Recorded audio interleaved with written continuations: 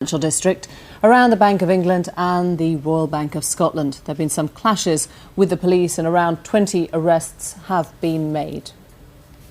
We're going to return to that in a moment. Right now, though, these pictures of President Obama in the Beast, as they call it, arriving at Buckingham Palace. President Obama and his First Lady Michelle will be meeting the Queen and the Duke of Edinburgh for tea in the next 5 or 10 minutes.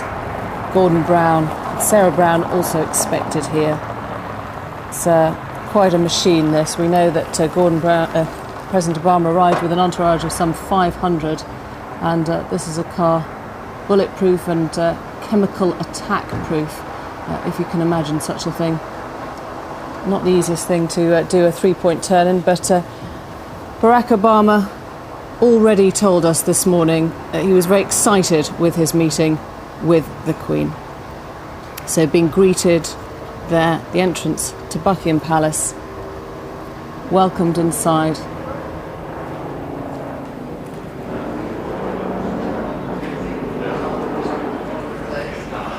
Was that the Queen's Lady waiting?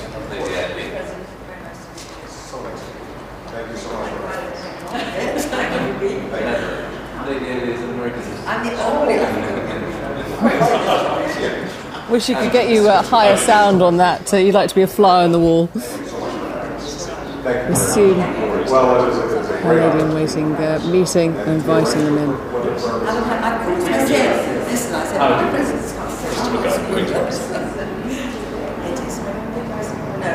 It is not typical. That's great. No, we've done this special. Thank you. Very fun. Good, we'll see you later. It was a great honor to meet you. Thank you. Hello.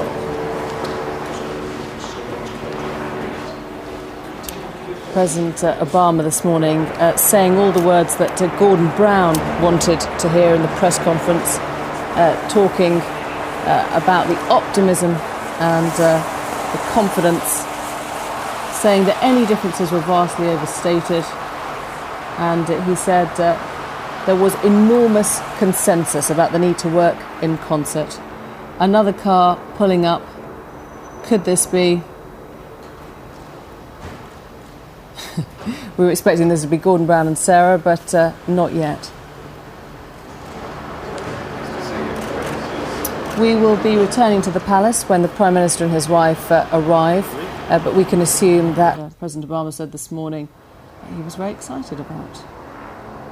Gordon Brown will be meeting him there, Sarah Brown too. This is the early evening engagement till about 7:30 this evening, after which they will return for a G20 leaders dinner at Downing Street. So let's cross to our royal correspondent Nicholas Witchell at Buckingham Palace there. What do you imagine the sort of opening gambit, the topic of conversation is between the Queen and the President there, Nick?